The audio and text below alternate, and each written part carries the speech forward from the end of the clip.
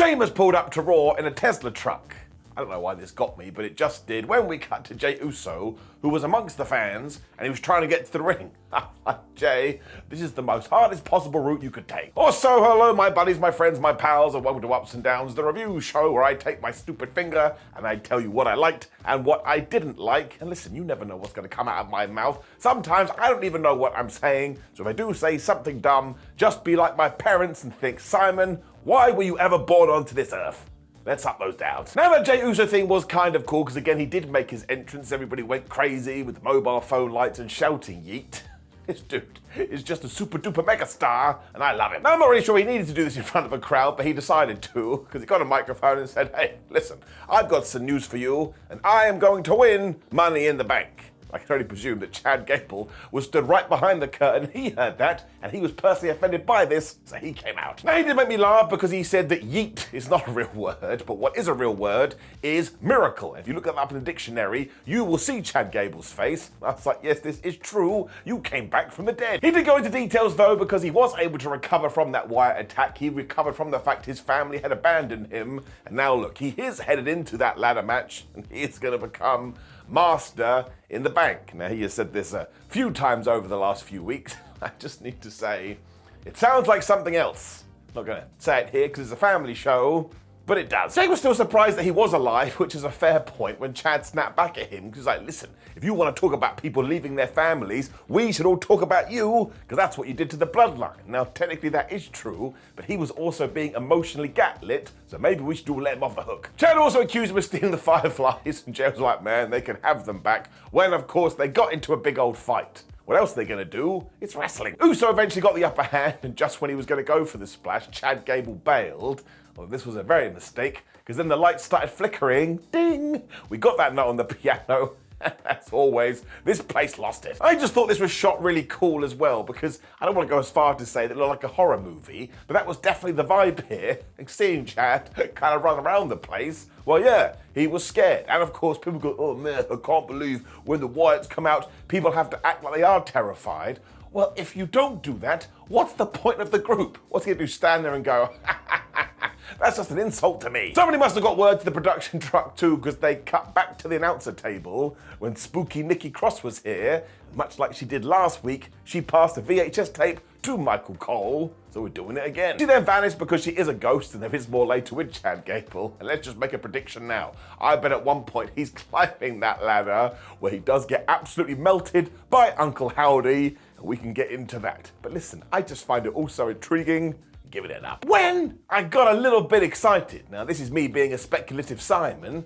I kind of think that Big E may be about to return. Now, I've just made that up, but it's just how I feel. But it was Xavier Woods versus Karrion Kross tying into that feud with the New Day. And even though at the start Karrion said, please shake my hand, dear fellow, Xavier was like, no, and he punched him right in the head. Sadly, he did go for a dive, though, and if you've been keeping track of this in 2024, the success rate of these is not good, because as soon as he was on the outside, Karrion grabbed him and threw him into the ring post. Because of course he did. The best part is that Woods was going absolutely crazy here until he realized that the rest of the Final Testament were on the outside. And you know the deal. When a wrestler notices other wrestlers who aren't in the squared circle, they're completely distracted, and Kross came and whooped him. The thing is, though, Karrion Kross also hasn't been watching wrestling, because he fell foul to something that is becoming a pandemic in wrestling, the overpose, because wrestlers can't stop hitting the D-pad. He also totally forgot who he was facing here, because when Xavier Woods was down, he most definitely took his Phoenix down, and he most definitely replenished his MP meter, because he busted out the most devastating move in all of sports entertainment, surprise roll-up, aka the backwards, and damn it, he got the 1, 2, 3. The AOP then attacked instantly, probably because they do need a new chapter for their book. This is when Karrion got Xavier, and he threw him into Barricade. Now that meant he was out of the deal, which is when Kross went and grabbed Kofi Kingston, and he busted his arm. What a dick. Woods went and checked on his friend afterwards, but it was too late, so it's almost like they are going to need a third guy, wink, wink, nudge, nudge. But even before we do get there, let's not forget that now Kofi lost to Karrion Kross, and Xavier Woods beat him, and then Kingston got injured, and maybe Woods could have helped him. So I think we're going to continue to tease the breakup of the New Day. Well, that's right, somebody will return to make it all okay. This is such a good under-the-radar storyline. I like how it is ticking along. get it up. When it was Groundhog Day, because Damian Priest was talking to Dominik Mysterio, and he's like, listen bro, I'm worried about you. This is of course because of his interactions with Liv Morgan, and as ever Dom was like, man, I've got it scouted, I've got this down. And Priest was like, well, one, no you don't, and two, I recently chatted to Rhea Ripley, and she's pissed off. I was like, yeah, no shib, Sherlock. The condom still promised that he would sort this, and under his breath basically said, man, you're just like my dad. When Priest's like, what did you say? What did you say? So I was laughing. They've actually turned into a family. I mean, it really is like when you're at your grandma's house and your nan tells you off and you shout back, you're not my mum. Then she just grabs you by the ear and throws you into the room. Well, damn it, I guess you are. They then went into the clubhouse, and of course, Liv Morgan was right there. And for the second week running, they were all playing WWE 2K24. They love that thing. She knew what she was doing though, and she left instantly after wishing Dominik good luck when Damian Priest and Finn Balor got into it. And yeah, quite rightly, Finn was like, man, I ain't worried about Liv Morgan being in here. She helped us win the tag team titles last week. I'm worried about you. I heard what you said, that we need you more than you need us. I ain't being no sidekick, he ain't Penfold. Now Damian doubled down here because he was like, man, this is the same as when Rhea Ripley was the champion, we all needed her, so now that I've got a title, you all need to look up to me. He then tried to make up with Balor by saying, look, let's just say we need each other, and Finn was like, listen, you're my brother, so I'm gonna tell you the truth. I think you've changed. That's always bad. It's like a knife in the tum-tum. So these guys are totally done, and Liv Morgan is going to be the catalyst for the huge breakup. But it does mean I would presume that when Damian Priest does lose that World Championship, we can do Finn Balor versus Priest. And for some reason, that feud just gets me excited in my Tootsie Toes. So I really do appreciate WWE taking their time with this. And afterwards, we did re-air that video for Sika Alawaii, who did pass away last week.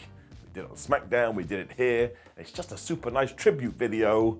Once more thoughts with his friends and family. We then cut to Zelina Vega, who lied to us, because she was talking to Kathy Kelly and said, I am going to show you what a real champion is. And she went and lost. I was like, thanks a lot, Zelina, I had a bet on you. We went right into that match as well, where it was Zelina Vega versus Liv Morgan, and yeah, the title was on the line. Now I was pleased they got a good 10 minutes, because one, it makes the championship feel more important, and two, they're able to get their ship in. Although again, Zelina Vega wasn't able to get the victory, even with all that Street Fighter experience. Dominik, of course, walked out after a minute, so Rey joined in too, and I was like, you guys are both really strange, because what are you doing? Just hanging behind the curtain, and you timed 60 seconds ago. Man, it's my time to shine. Morgan used that as an instant distraction as well, and not only did she hit the three amigos, but she then used Rhea Ripley's prism lock, whatever the hell it's called, and she was looking at Dom the whole time going, am I doing good? So these two are dead. Zelina was able to fight out as she got a moonsault for a 1-2, and we have to stop doing this. Like, it was a really good salt of the moon, but we then zoomed into Vega's face and she was doing this. She couldn't believe that a moonsault hadn't won, even though it was basically the first move she did in the match. She also went for Code Red, and when that didn't work, she went for an Avalanche Code Red, which she did hit, and hey, maybe that would have got the 1-2-3, but Liv is a smart tamale and she rolled out the ring. This is when the Mysterios started to argue, so why they were allowed to stay out there I don't know, and Dommy Boy must have said something terrible to his dad, because Rey pushed him on the floor. Amazingly, Morgan then saved her man by doing a baseball slide to Rey, which opened the door for Zelina, because not only did she hit her version of a 619, she got the Tornado DDT, she only got a 1-2-0. Instantly, Dominik and his moustache threw a chair into the ring, but Zelina wanted none of that, so basically got it and hurled it into his face. And let's not forget, he does have that moustache. What if it falls off? Of course, that served as a massive distraction, so Liv Morgan snuck in and she hit the Oblivion to get the 1-2-3. And she was just so happy with the condom afterwards. They are so in cahoots. She also followed Dom out as well until Kathy Kelly got the interview, which allowed Mysterio to walk off. But as always,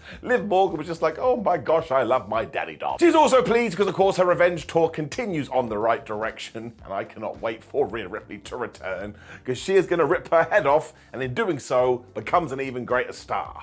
I don't know why that's how wrestling works. It does just do that way. It's 2 + 2 = potato, but once again, I enjoy how this is ticking along. Let's get it up. When Seth Rollins had something to say.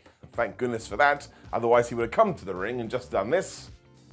That would have been a bit weird. Confetti dropped from the roof as well, and Seth was all like, oh my gosh, it's a sign. I don't think it counts as a sign, Rollins. I mean, you obviously put it up there, so that's you just doing some housework. Rollins then told us he had a big secret too, which actually just turned out to be a cheap pop, because after he had gone through the local Boston sports teams, like, man, you're doing so well, he was like, I need to do well too, I need to win back my world title. This is, of course, because if he doesn't, he can never challenge Damian Priest for that belt again. I do need to say, the stakes of this aren't like that great, like I enjoy it as a stipulation, but Damian Priest isn't going to be the world champion forever. In fact, he's probably not even going to make it out of 2024. If he does do that, though, of course, it also means he will take Damian Priest away from the Judgment Day. And while that's not his main intent here, if he does do that, he thinks that'll be great for Damo, because that guy needs to stand on his own 2 feet. Finn Balor was clearly offended by this because he interrupted, and he was like, man, damn you, Seth Rollins. I should be in a good mood right now because I did win the tag team titles last week, and I'm not. I wanted to be a bit like Finn.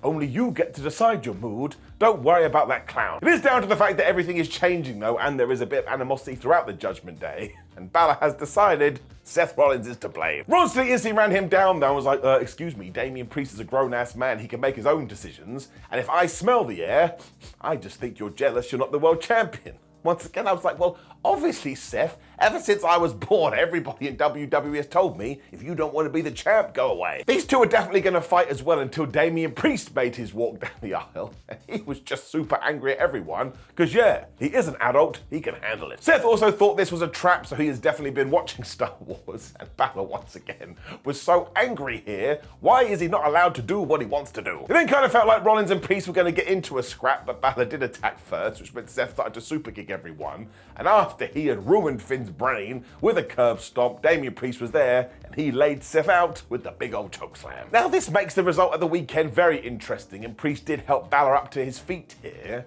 but I still kind of think Finn is going to make an accident on purpose mistake eventually, and maybe even cross Damian Priest the title. We wait and see. We also have a great match between Seth Rollins and Damian Priest, because I cannot call it. Like, I think that Damian Priest is going to win, but is he? I don't know. And if you burst in here and put a gun to my head, I'd be like, man, you may as well just pull the trigger.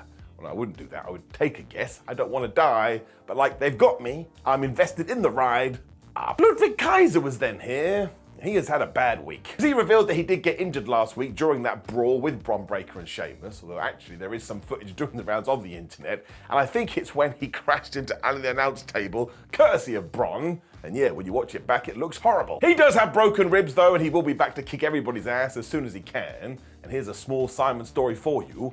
I once broke my ribs like 10 years ago back in 2014 after I was involved in a car accident, and I tell you this, that injury sucks. When Kaiser is good to go again, I tell you we should push him to the moon. He's ready to go. When it was time to get to the last qualifier for the women's Money in the Bank ladder match, and I tell you this, I flippin' loved it. Now people are gonna get mad because yes, Dakota Kai is awesome. If she had qualified, I would have been doing the Dance of Joy too. But if you have been watching ups and downs for any length of time, you know that I am a fan of one Zoey Stark. When she won, I just popped my socks off, which is a weird thing to say. Although at the same time, Ivy Nile was the third person in this, and if she had been victorious too, that would have also worked. At one point, she was throwing both of these guys around, and she started hitting German suplexes like they were going out of fashion. She also did bulldogs, which you never see anymore. And at one point, Dakota hit the chiropractor, which is the greatest name for anything, and I suppose that could have been the win, but Ivy Nile broke it up at the 1-2-0. We also had reason for Io Sky to get even more super duper mad at Damage Control, because Kairi Sane eventually came out to help,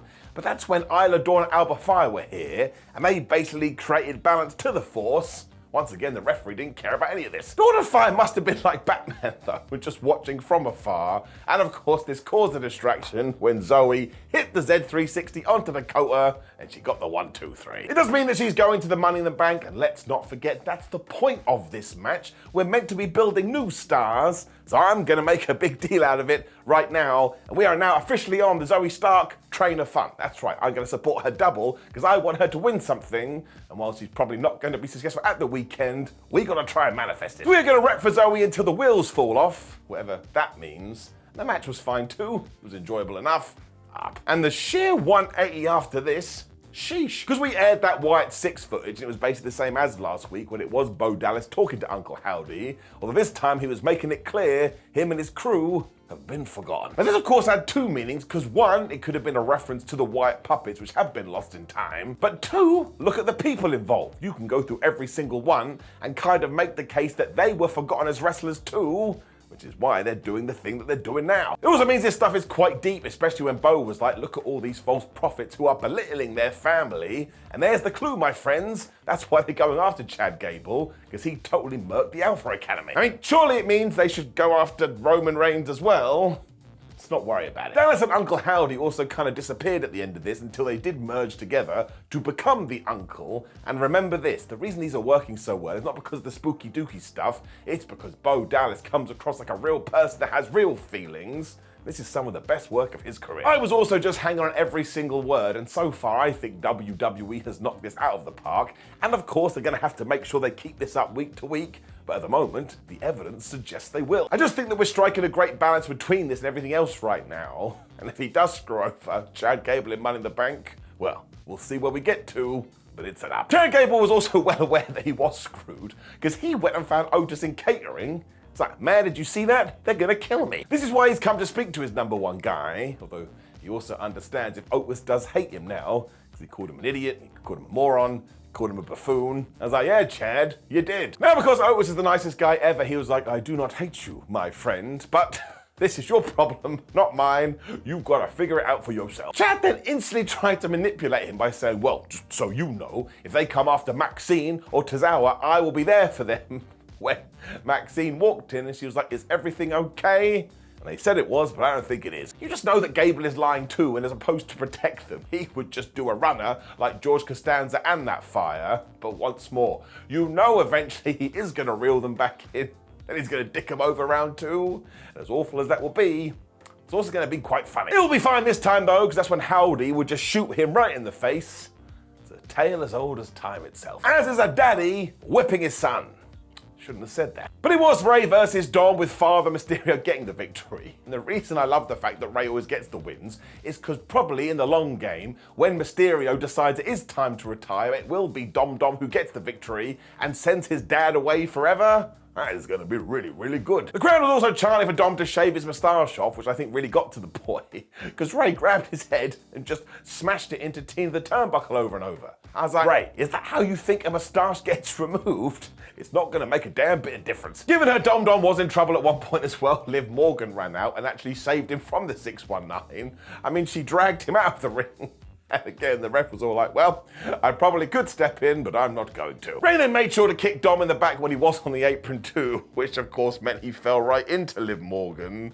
And once again, their groinal regions were touching. I mean, how else do you want me to say it? But Liv thought this was the greatest thing ever. And at one point, Mysterio tried to get back to the ring. She was like, nope, you stay in. But then Rey had to go out there to sort it out, which basically served as a distraction, because Dommy Boy did smack him one when he put him back in the ring, and yep, he got the 619 and he went to the top. Finally, Zelina Vega ran out, which at least proves she's living a normal life backstage, because he wasn't just waiting and somebody had to tell her, but because these two started to fight on the ring apron, when Zelina hurled Morgan into the floor, poor Dommy Boy fell off the rope and he smacked his penis. It made me doubly laugh because before this, Dom was completely distracted by this. So Mysterio was like, fine, as in Daddy Mysterio. He hit the 619 when he was up there. Before he got the splash, 1, 2, 3, he had beaten his offspring again. Liv tried to say sorry to Dom after this because she did feel responsible, and she also said, I will fix this.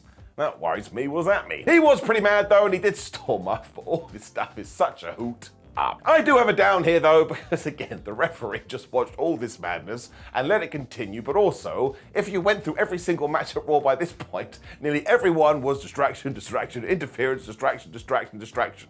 And I have no problem with that, I like shenanigans, but when it is one too many, well, it just gets in your brain. And wrestling is a creative endeavor, man. You can come up with any finish that you want. So yeah, it's not a big down, but it's a down. Sheamus then aired a video when he said that he was going to destroy Drew McIntyre and Ilja Dragunov later before going on to Money in the Bank when it was time to sort out the Intercontinental title. Because it started with Sami Zayn coming to the ring and he was all like, listen, I get it, I understand. People think that Braun Breaker is just going to run through me at the pay-per-view premium live event. But believe you me, that's not going to happen. And the reason it's not going to happen is because he is going to beat Braun Breaker. I was like, Sam, it's nice that you said the sentence, but you really didn't give me much evidence. Breaker must have heard all of this though, because he stormed out all mad. He's like, listen, Sam, I do respect you a little bit, because unlike everybody else in the back, you stood up to me, but now I think you're a bit of a moron, because I'm definitely going to whoop your ass. Because he does like Zayn though, he's going to make sure it is quick, and just spear him and beat him and take his title. Come here, my friend, say it quietly. If we did do that, as much as I do like Sami Zayn, I don't think it would be the worst idea. Zayn was great though, because he kind of laughed this off and he said, man, I have heard that time and time again throughout my career, and even when I do get thrown down, I always get back up. So, sounds to me, Braun, that you ain't as smart as you think you are, because you haven't done your homework. I was like, man, what amazing college is this? I want to go to school where my essays are talk about Sami Zayn. Sam was ready to be done with this too. Went from nowhere, Braun just went phew, and destroyed him with a spear. When his music started playing, he went to leave. When he got halfway down the aisleway, he thought, wait a minute, I can just do it again. When he went at 700 miles an hour, and he was going to get Zayn, who just stepped to the side, or he jumped over him, meaning Braun went right into Simba the Steel Steps, and he wrecked himself. That was great though, and these two did start to fight and they got back in the ring, but man, when Zayn went for the haluva kick, Braun Breaker did it again. He just moved so fast when, yep, swoom, he hit him with another spear. He then made sure to hold the Intercontinental Championship above his head, and this was such a good angle. You really don't know who's going to win. The IC title feels so important right now, and man, Braun Breaker, he has gone on to Raw, and it's been like a fish on water. I also think this match is going to be great for Braun's development, and I'm just excited. That's the point of wrestling. If I'm sat there going, man, I'm so miserable, something's gone very wrong, that is not the case here. Kathy Kelly was then interviewing Damage Control about all their crappy luck recently. Dakota Kai was like, listen, we don't care about that, because the plan is still the plan. Io Sky's in Money in the Bank, and she's gonna win. She also cursed the fact that people keep interfering in their business. When Lyra Valkyria walked in and got in their business. I was like, Lyra, you ain't listening. Now her point is that Kai and Kairi Sane were not gonna be able to help Io Sky at the Money in the Bank. And I was like, have you ever watched one of these before? If they get in there and drag her up the ladder, I'll be like, of course that's what happened. Valkyria then told her that she is going to be the person that walks away with the briefcase. When Kaden Carter and Katana Chan just zoomed in from nowhere and a big old brawl started and they were fighting by a box-like structure. It really did feel like everybody had lost their minds, but I suppose the big takeaway is go back and watch this and look at Io Sky's face. I think she's very happy with Damage Control at the moment. Maybe big changes are coming. They've got a bunch of videos reminding you of all the cool stuff that has happened recently. Well, we had a video with Ilja Dragunov 2, and he essentially said, if I am not able to win, I will die trying. I'm like, Ilja, you don't have to kill yourself, just try and win the match. Sadly, he is a liar though, because he did not win, and he did not try and kill himself, but it was Sheamus taking on Drew McIntyre, taking on Ilja to see who the last person in the men's Money in the Bank was gonna be, and it is absolutely brilliant. Sheamus and Drew basically ignored Dragunov to start with too.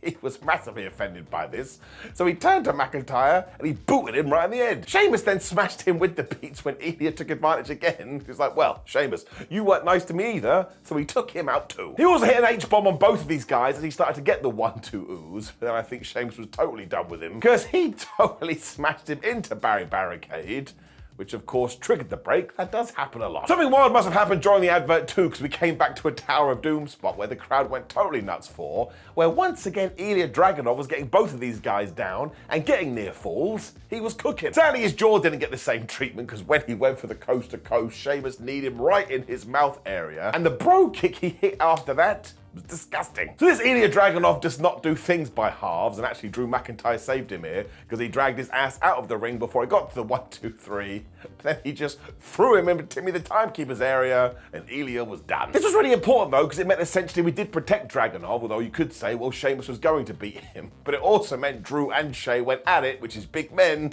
slapping man me. At one point too, McIntyre actually dodged a bro, and he went for the most devastating move in all of sports entertainment surprise roll-up, and imagine it ended like that. But Sheamus wasn't as big a fan, and he just kneed him in the mouth too. Now that must have accidentally hit McIntyre's go button, because he just flew back in with the Claymore, and he knocked out Sheamus, and he got the 1-2-3.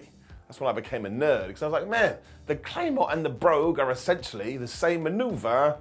What am I doing? I'm wasting my life. McIntyre was interviewed afterwards, and he made his plans very clear, like he was a James Bond villain, because he said, I'm going to go to Money in the Bank, I'm going to win the briefcase, and I'm going to leave Toronto with the World Championship. I was like, Drew, why don't you just look into the camera and say, well, CM Punk's not going to turn up. You just told him exactly what you were going to do. He then made sure to put on that bracelet he sold from CM Punk a couple of weeks ago for extra hate. And I do like the seeds we have planted here, because maybe Punk doesn't turn up because he's in a hospital bed somewhere, or maybe Drew just screwed himself over again. I also want to give a shout out to these three as well, because this main event was so good, as Raw was overall, to be completely honest. They have got me so sold on Money in the Bank. So yeah, the match itself and everything afterwards, that gets an up, but in terms of the entirety Raw, that's an up as well. Also, much like Braun, it's awesome how well Ilja has just adapted to the main roster, and he's going to go from strength to strength. But now, in the comments, let me know what you thought about Monday Night Raw. Like the video, share the video, and subscribe, and click the video on the screen. It is my thoughts about AEW Forbidden Door, because as I always say, and I will say until I'm dead, I support all of wrestling.